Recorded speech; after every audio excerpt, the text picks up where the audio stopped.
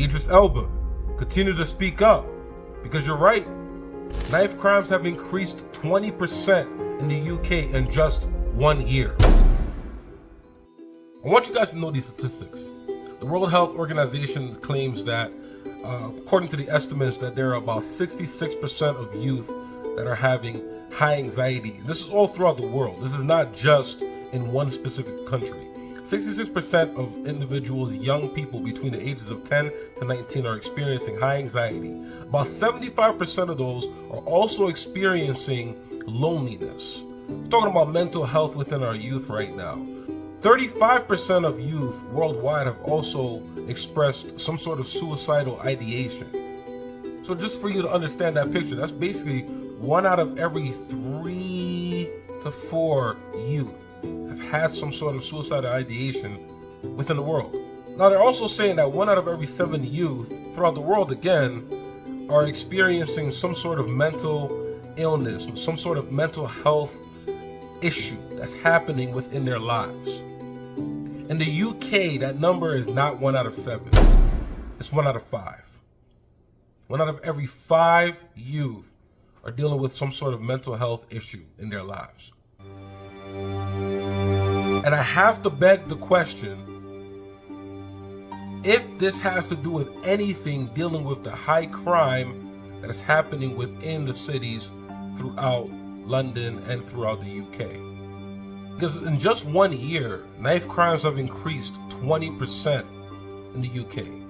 And these are basically attacking young people between the ages of 10 and 19 years old. And I believe the numbers state that about 67% of those who are being killed, or those who are being injured in those attacks, are male, and about 33% of them are females. Knife crimes are a clear problem that are happening and prevailing throughout the UK. And the statistics are actually showing, and I just want you to know that I've really researched this information, 74.4% of homicides that are happening within the UK right now are knife related. And 8.3% of those are gun related. In fact, the gun related crimes have decreased since 2020, which was at 11.4, and now it has increased by 20% for knife crimes, while gun crimes are decreasing in the UK.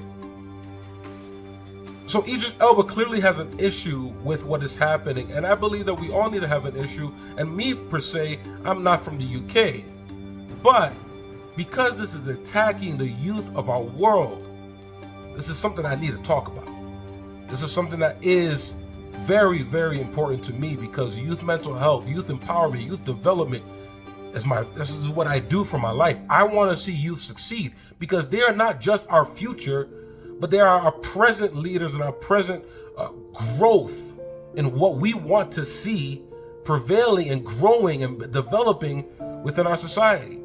And if we are not finding ways to help our youth today, then we are also, as adults, a part of the problem. And guess what? The same thing that happens within the US or any other country, it's the same statistics that we're seeing modeled within the UK.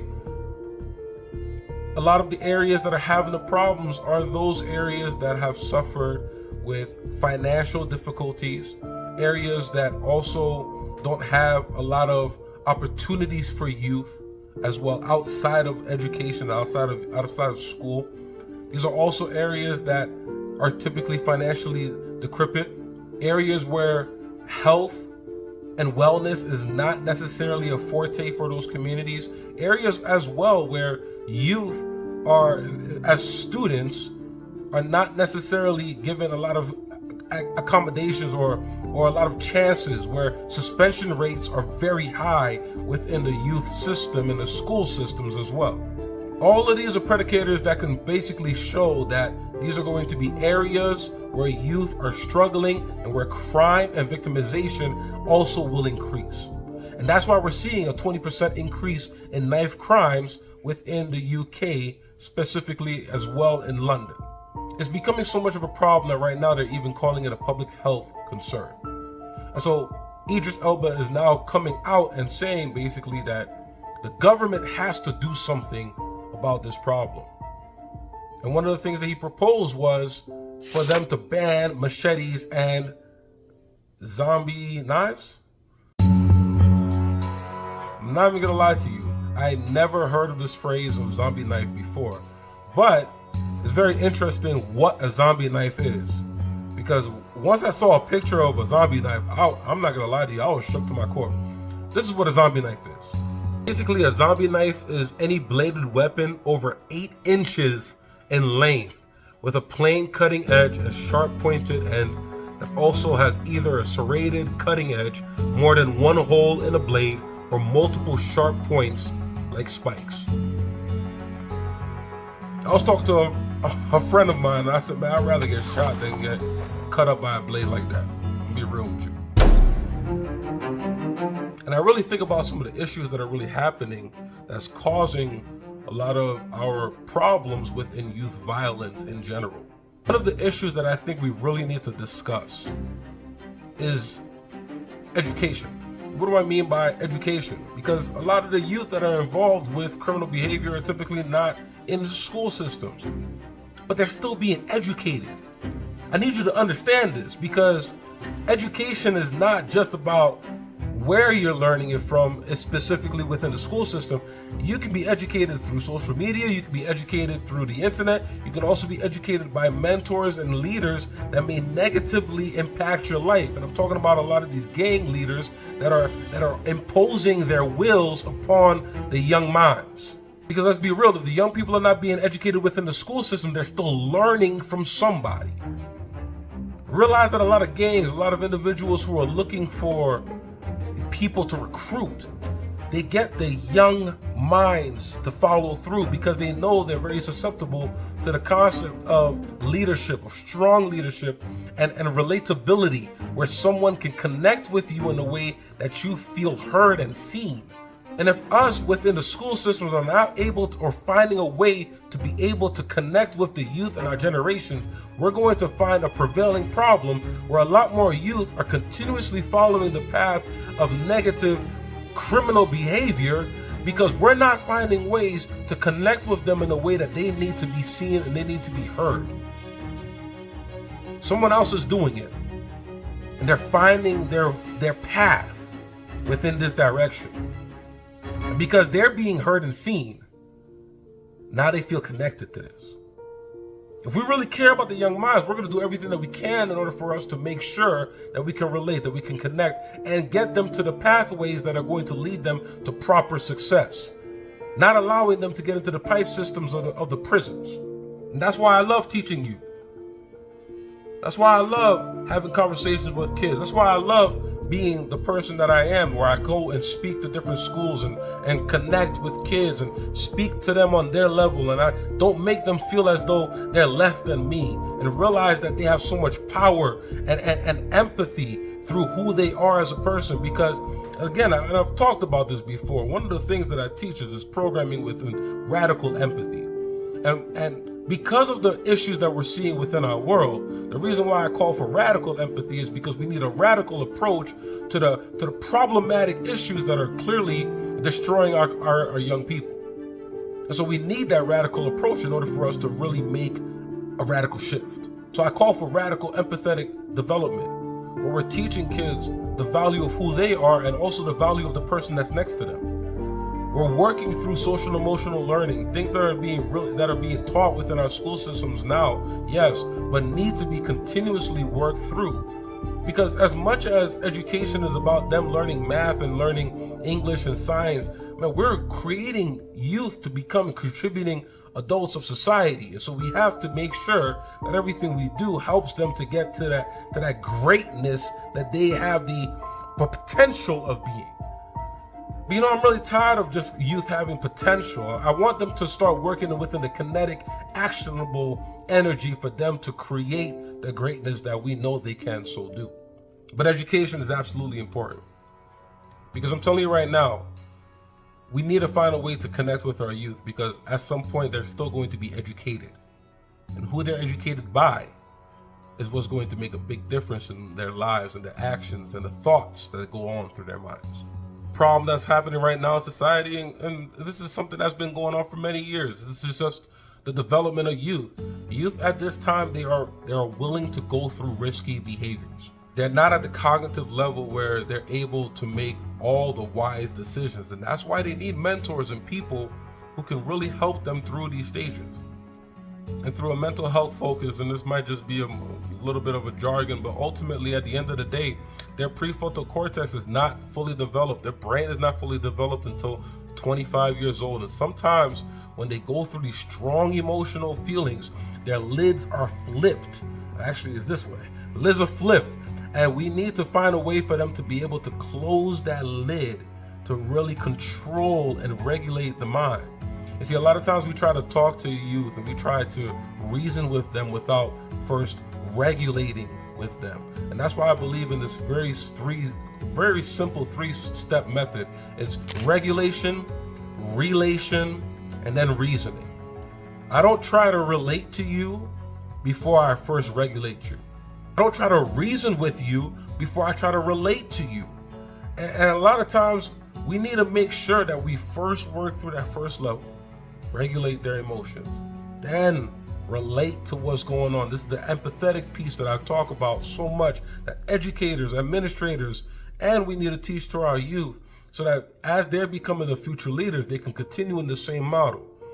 And then we can now reason with them once they realize that we care. Because again, the person that is learning from you needs to first know that you care about them. They won't learn from you unless they know you care about them. So one of the greatest ways is going to help you to be able to connect with the youth of our generation.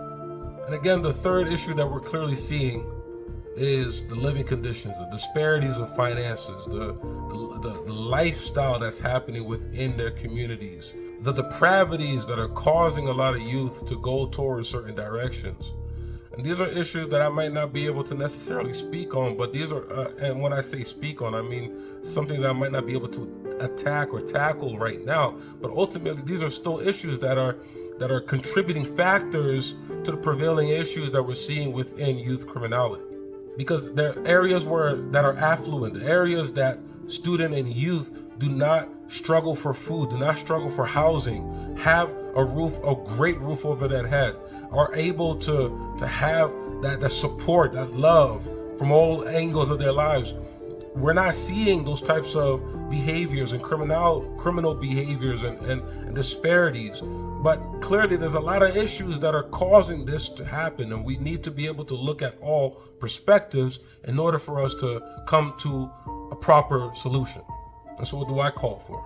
Just as Idris Elba talked about, it's important for us to do something about this. So many of us love to talk on the internet. And I know you're thinking to yourself, man, well, Bryan, you're talking on the internet right now. Trust me, I do a lot more. That's why I go to different schools. That's why I've dedicated my life to youth development and empowerment, making sure that we're reaching kids, spending time with kids, really putting in the effort to seeing them grow, because we want to see the best out of them. We have to be a part of the solution than just being keyboard warriors or talking about the problems and ultimately judging a lot of the people that are going through these issues. If we want to see a better society, we have to be willing to do something about it. We have to take those action steps. And for instance, the World Health Organization talks about the fact that there needs to be more programming, more workshops and presentations that are needed within the school systems to really reach our students. If we want to educate them, and this kind of brings into my next step, we need to educate them on character development, on proper living, on whatever it takes for them to become that most successful adult. And so what we need to do is be able to have the programs that are set and the people that are ready and willing to make those initiatives and the changes so that we can see the youth having that sense of accountability, having those people willing to make a massive difference in their lives. For instance, my empathy workshop programming is there for them to understand the beauty of the person that is next to them, not just focusing on yourself and the selfishness within the world, but also being able to look at the other person and walking within their shoes. Having the opportunity to work through leadership conferences and leadership workshops where students are learning how to care. Because again, empathy is a skill that can be developed. All these aspects of our lives, character development, are skills that need to be developed. Social emotional learning, emotional intelligence, these are things that can be developed and trained within our youth. But again, we need the individuals who are willing to make those happen. And again, this is something I do for a living. I will go to London. I will go to the UK. Let's talk to these kids. Let's get them involved. Let's figure a way out. Because if we want to see a change, we have to be able to be willing to step into their environment and make it happen too. Can't be afraid. I remember one time I was working at a juvie. I remember I was talking to someone at my university, and I told them there's an opportunity for us to reach these youth that are right there in our juvenile detention facility. It's only 5 minutes away from our university. And the person was more afraid that the juvenile detention facility was closer to their university than the willingness for them to actually make a difference and do something about their lives. We need to stop being afraid. We need to speak up. We need to do something about this. And Idris Elba, I love that you're speaking up. The government has to do something. They're even calling this a public health issue now. These are clearly prevailing issues that are happening within the UK community, and the people want solutions. And I want to touch on one more thing before we end this video. I saw a lot of comments where individuals basically said to Idris Elba that, why don't you talk about Palestine? Why don't you, this is not as big of an issue as Palestine. Speak on Palestine instead of this. It's important for us to really understand this concept. We don't need to diminish another person's experience and life in order to elevate and speak about someone else's. We have to be very careful that we don't try to put down other people and other communities that are clearly having an issue just to try to elevate our issues as well. We don't have to tell someone that my problem is bigger than yours. Why are we fighting about who has the bigger problem? Let's just do something about the problems that we're seeing instead of trying to make someone feel bad for talking about a problem that's happening within their community. What you're saying when you tell Idris Elba to speak on what's happening in Palestine is basically saying, we don't care about what's happening in the UK. Only talk about what's happening in Palestine. How about we do both? And this channel, subscribe to this channel, because information that you're going to want to know about what's going on with Israel and Palestine. Very important information that pertains to our youth and our children. I promise you there's going to be some statistics and some information that you're going to want to know, but please don't diminish someone else's experience because you're having a hard time yourself. Let's work together. Let's find solutions together. That's why empathy is so important, because guess what? Mothers and fathers are crying for their loved ones who are dying, for their children who are dying too. In the UK and in Palestine, in the US and in Canada, in Africa and in Asia. Communities are being hurt. There's disparity all over the world. And what I'm saying is, we got to do something about it. We got to be willing to do the actions that are necessary to see the rise within our youth. And ultimately, let's use our voice, because it's time for us to speak up.